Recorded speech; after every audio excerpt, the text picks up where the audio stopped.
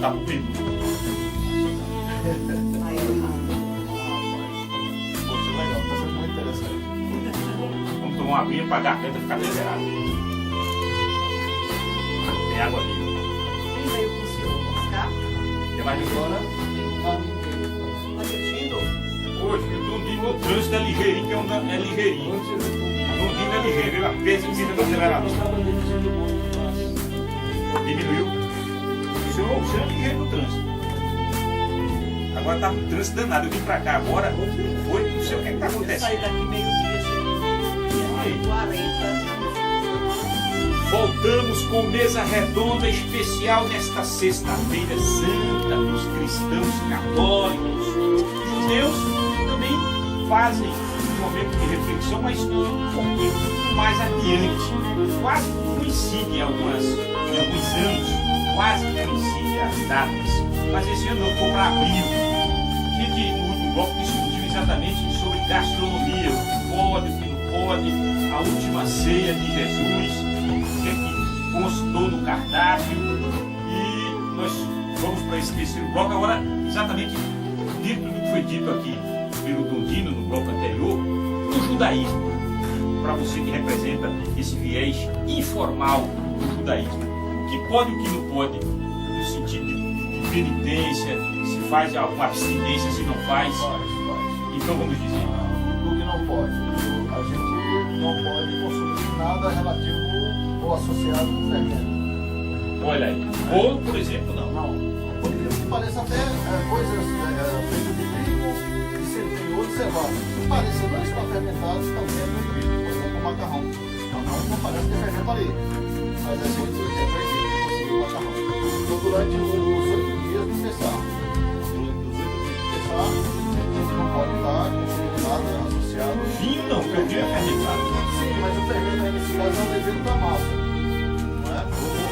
Aqui na nossa cultura, a gente coloca o fermentado, tanto o levedo da massa, quanto a fermentação do suco para somente bebida alcoólica. E o Oriente Médio não se separa.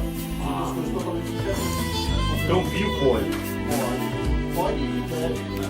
Por exemplo, no judaísmo não dá para substituir o vinho de consumo de uva. Não vai funcionar. Tem que ser vinho. Também Tem que ser vinho também. senão a tipologia não corresponde. Acho que o vinho é universal, né? Celebra em algum momento, alguma data. Peixe.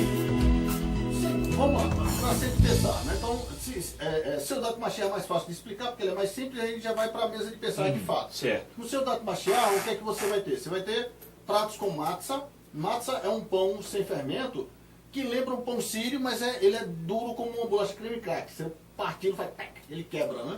Ele é seco, ele tem que ser seco. Isso por quê? Porque de acordo com o judaísmo, o pão comum, ele é essencial e ele representa, nesse caso, o homem. Não é? E o pão sem fermento é o homem esvaziado do seu ego, esvaziado de si. Ele é uma pessoa simples, uma pessoa pronta para aprender. A gente vê Rabi Yeshua, ou Jesus no caso, evocando esse conceito, quando eles entram num barco e vão atravessando o rio lá, e Rabi Yeshua diz assim: acautelai-vos do fermento dos fariseus. E aí os discípulos conjecturam entre si se ele está... Isso foi indagação de Jesus. Perfeitamente, ele afirma isso, né? E os discípulos então ficam pensando, pô, será que ele está falando isso? É porque a gente não trouxe pão? E aí o Rabi Yeshua se chateia e falou, mas por um acaso vocês não lembram de quantos pães a gente... Sobre a multiplicação dos pães, né? Então não era disso que ele estava falando. Aí ele vai se referir então à hipocrisia de alguns rabinos da época, não é? Que eles se enchiam de si pelo conhecimento, se colocavam acima da maioria. Doutores da lei. Perfeitamente. Então desse fermento a gente deve se abster, não é? Por isso então, desde o êxodo do Egito, que Deus, o Eterno, ele institui o matzah, e esse matzah vem crescendo em importância e chega no tempo lá do Novo Testamento, no século I, e Rabi Yeshua faz esse paralelo entre a matzah e o homem simples, o pão fermentado e o homem opulento, o homem cheio de si. É basicamente isso. Então na Santa Ceia a gente tem vinho e matzah, não é? Ok, aí vai ser feito naturalmente o lava-pés, porque isso está instituído. Lava-pés também. Sim, sim, Olha. sim. Porque isso é a prática da humildade, né? Certo. É onde, no momento da mesa, você vai ter em torno da mesa lá engenheiros, você vai ter encarregados, você vai ter... E vai ter também o homem que carrega frete. Então no lava-pés não tem tamanho, não tem hierarquia, não é? O lava-pés é muito importante para trabalhar essa questão da humildade, essa questão de que ninguém é melhor do que ninguém, que todos nós somos participantes de um mesmo fenômeno, né? Religioso, de um mesmo arcabouço que acaba nos prometendo um mundo vindouro. Não há melhor nem pior ali. Na mesa de Santa Ceia já é um pouco mais complicada, ela é mais complexa, ela é mais cheia de simbolismo. Na mesa de Santa Ceia você vai ter, hoje em dia que não se pode sacrificar o animal no templo, porque só pode no templo, então é proibido, se mata o animal normalmente, como que vai para o açougue, e pega um pedaço dele assado e põe na mesa, que é o cordeiro de Pessah. Então geralmente se admite na mesa cordeiro ou bode, não tem nenhum problema, por causa do cordeiro, né? O cordeiro lá que o sangue foi passado no umbral. A gente vai ter uma mistura de nozes com canela e maçã e um pouco de vinho, fica um cremezinho meio vermelho, lembrando a argamassa produzida pelos judeus quando escravos no Egito. Teremos as ervas amargas, que é o amargor desse tipo de vida, do tipo de vida escrava. Teremos a matzah também, porque saímos apressadamente do Egito e não deu tempo de deixar o pão fermentar. Então o símbolo é que a gente se veste com as melhores roupas como se fosse para sair, que é como está escrito, né? Que a gente deve estar cingido como saindo às pressas. Porque foi o que aconteceu, a gente saiu às pressas do Egito. Não é? Essa é a mesa de Pessah, e explora os textos na Escritura que relatam esse momento em hebraico. Então a gente vai estar lendo ali em hebraico, vai ter as canções próprias desse dia, e a gente faz tudo isso. Após a janta litúrgica de Pessah, aí se pode comer livremente de qualquer coisa. Não é? O peixe, contudo, ele não faz parte da liturgia, dos pratos litúrgicos, não faz. Mas ele em si, ele é um símbolo importante para o judaísmo. O peixe, a lei ela diz o seguinte: toda vez que alguém se impurifica, se torna impuro, deve mergulhar o seu corpo em água e assim ficará puro. Está registrado em Levítico. E a mente judaica, a tradição judaica afirma que o peixe é sempre puro porque está mergulhado desde que surge na água. Portanto, o peixe é algo que não cai nenhuma maldição sobre ele. Isso é interessante porque as religiões que trabalham com oferendas aos deuses, você nunca vai ver peixes nas oferendas. Vai ver todo tipo de bicho lá. Mas peixe não.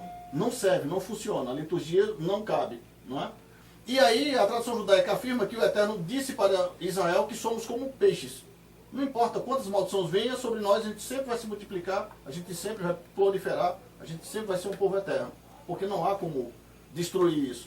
É da vontade divina que a gente permaneça. Por isso, assim como os peixes, não há como amaldiçoar. Não tem jeito.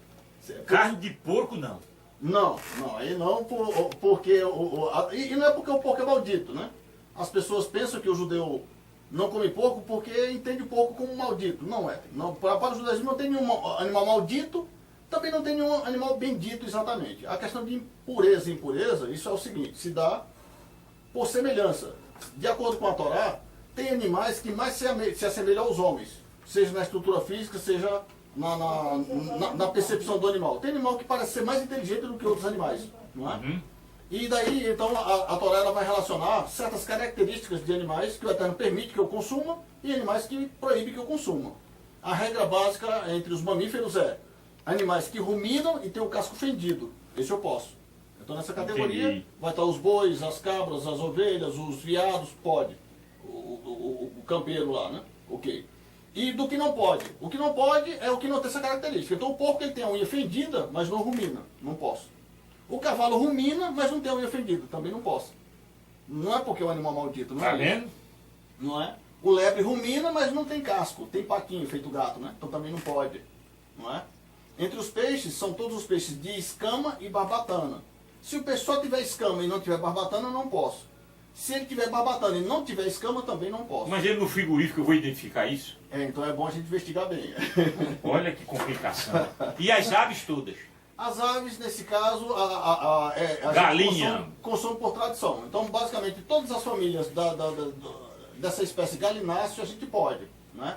Patos, a família de pato, a reserva. Os patos podem, o cisne não pode.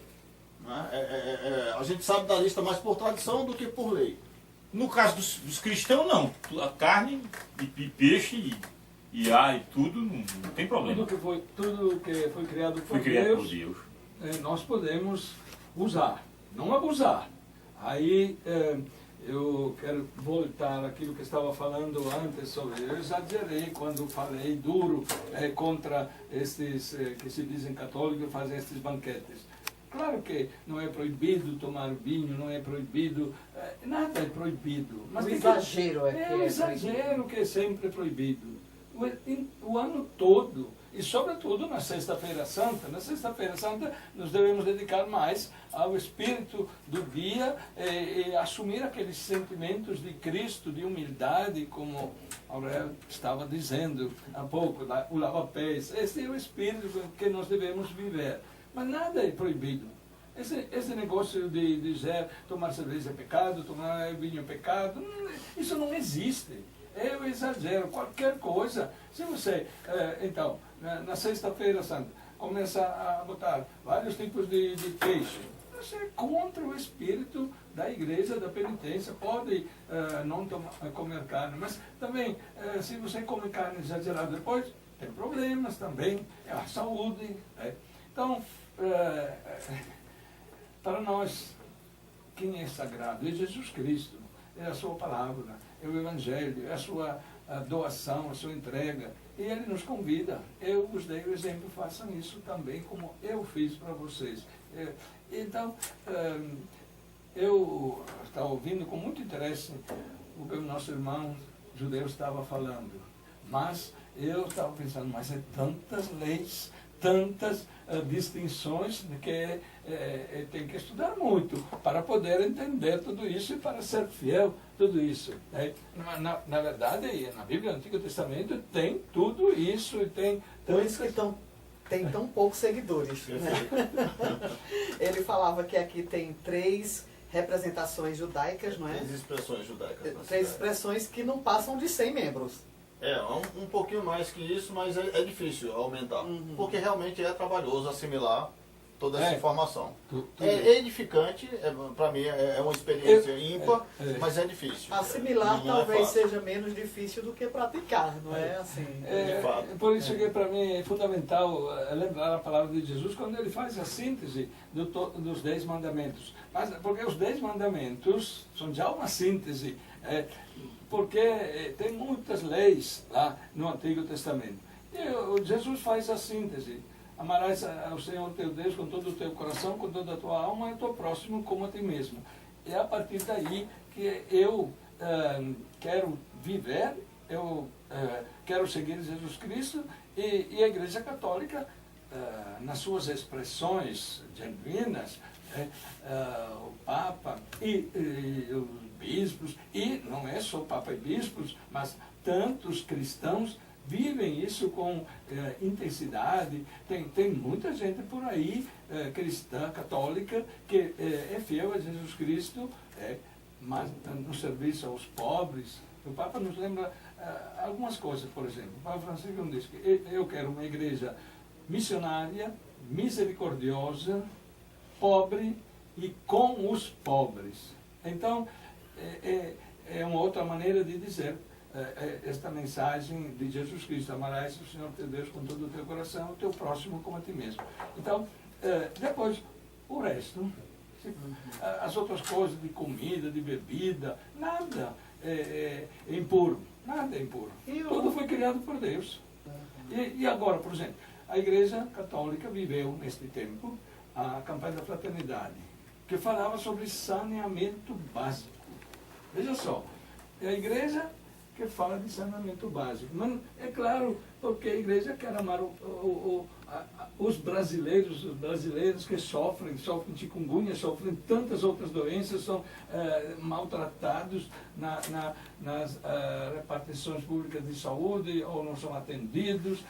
Então a igreja, quando luta por isso, quer viver o Evangelho. É viver o Evangelho, não é estar fora, não é fazer polêmica, não fazer politicagem, porque fazer política é coisa boa, mas politicagem, como muitos estão fazendo neste período, desculpe que estou entrando numa coisa que vocês não me perguntaram, mas neste período... Mas acrescenta, com certeza. Mas é tanta politicagem, cada um para defender os seus interesses. Então, A igreja quer a política verdadeira. Então, olhar para as necessidades básicas do nosso povo e insistir pelas políticas públicas, isso é muito interessante. Isso é viver o Evangelho, isso é ser fiéis a Jesus Cristo hoje. Ô César, para a gente fechar essa questão, eu gostaria de falar do lado folclórico, digamos assim, da Páscoa, que seria a distribuição dos ovos. Eu quero saber se judeu ganha ovo de Páscoa e se ele oferta também, e em seguida Dondino fala o que ele acha sobre o assunto. Nos Estados Unidos, as comunidades cristãs e judaicas, elas são bem próximas, né? Por exemplo, existem certas festividades onde, quando elas ocorrem, é difícil saber qual é a casa do judeu e qual é a casa do cristão, né? Em Nova York, por exemplo, onde a concentração de judeus sefaraditas é muito grande, acontece a festa de Hanukkah, que se aproxima do Natal, e as duas casas, né, você está passando na rua, um lado é cristão, um lado é judaico, está tudo você não consegue distinguir. Não dá para distinguir. Então, naturalmente, liturgicamente falando, existem suas fronteiras, mas a interação humana, ela não deve ter exatamente fronteiras, tá? Eu acho que não há problema. O presente é sempre bem-vindo. Eu acho que isso só enriquece, é legal. Contudo, para o judaísmo, não. O ovo de Páscoa não é um chocolate ornamentado, é bonito, é legal, né? É bom. A gente sente bem quando ganha o presente e tal, mas não vai simbolizar a religião, não vai ter um peso litúrgico. Eu acredito que, semelhantemente, quando o judeu leva algo para a comunidade cristã, ele vai receber com o espírito aberto, mas talvez o peso litúrgico que a gente espera que ocorra, talvez também não ocorra. É mais ou menos isso. Mas não, liturgicamente o ovo de Páscoa não faz parte da Páscoa judaica, não. Bom, também na Igreja Católica não faz parte, mas é folclore, isso é folclore. Ontem, na Quinta-feira Santa, nós temos sempre, a Igreja Católica tem uma celebração que se chama da Missa do Crisma, dos Santos Óleos, onde participam todos os sacerdotes da Diocese.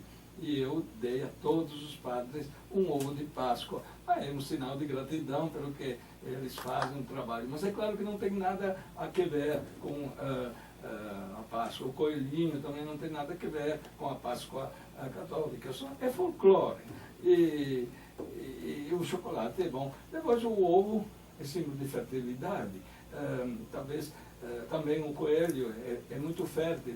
Então, talvez se associa, né, sobre a fertilidade da vida nova que Jesus Cristo veio trazer. Mas isso, seja ovo, seja coelhinho, não tem nada a ver com a Bíblia. O sentido real, o sentido real. Os sinos de Páscoa. Eu lembro quando era criança, esperar que tocasse um sino, porque passavam 3 dias sem tocar, numa sociedade rural onde naquela época só a gente ouvia os sinos todos os dias. Então, passar 3 dias, naquela época não tinha televisão, tinha rádio, tinha, mas era coisa rara.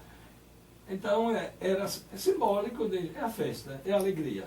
Né? Mas não tem nada a ver nem o sino, nem os ovos de Páscoa, nem o coelho, tem outros símbolos de Páscoa. Eu escrevi um artigo esta semana para o Vanguarda. Deve ter lá alguma coisa sobre os símbolos de Páscoa com mais detalhes. Olhe, Jesus nasceu, foi o enviado, sofreu, morreu, ressuscitou. E agora aguardemos a sua vinda triunfal definitiva, correto? Correto, mas ele já está bem no meio de nós. É correto esperar a vinda definitiva. Capítulo 25 de Mateus fala quando no fim dos tempos haverá o Filho do Homem dividirá a esquerda e a direita. A direita são aqueles que amaram, aqueles que se interessaram pelos irmãos, sem saber, né, que era Jesus Cristo. A esquerda não tem nada a ver com a política, isso aqui. Sim. Então, tem isso, tem o julgamento final. Essa volta de Jesus. Mas Jesus já está presente na nossa história, ele está presente todos os dias. Hoje, nós celebramos a morte de Jesus, mas eu celebro também a sua ressurreição, a sua vida. Né? Então, é sempre, é claro, é um mistério de fé. Todas as celebrações da Igreja Católica sempre anunciam isso. Eis o mistério da fé. A gente aceita, a gente acredita porque sente que faz bem e que nos ajuda a viver de uma forma nova. E nesse texto, presidente da Associação Judaica, nesse texto que eu pronunciei agora, Jesus o enviado, nasceu para entre nós conviver 33 anos, morre, ressuscita e para os cristãos católicos essa volta triunfal definitiva. Não para os judeus?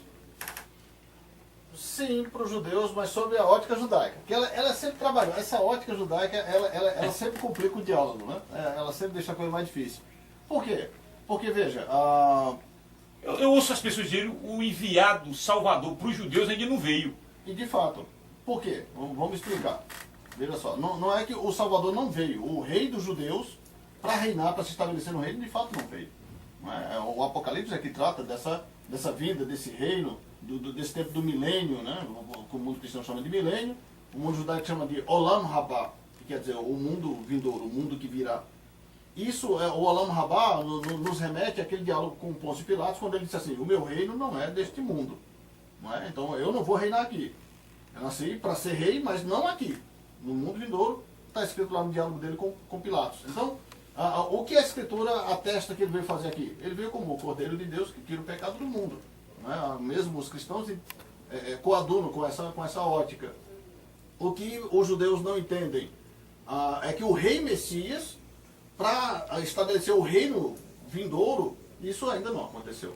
Então, como rei, todos nós, os judeus que abraçam o Novo Testamento como palavra de Deus, os judeus que não abraçam o Novo Testamento como palavra de Deus, ainda esperamos. Como rei, ele ainda não veio. E esse rei vai nascer, vai ser criança, vai se tornar homem para reinar? Não, isso ele já fez. Não é? Isso ele já fez. E como é que esse rei virá?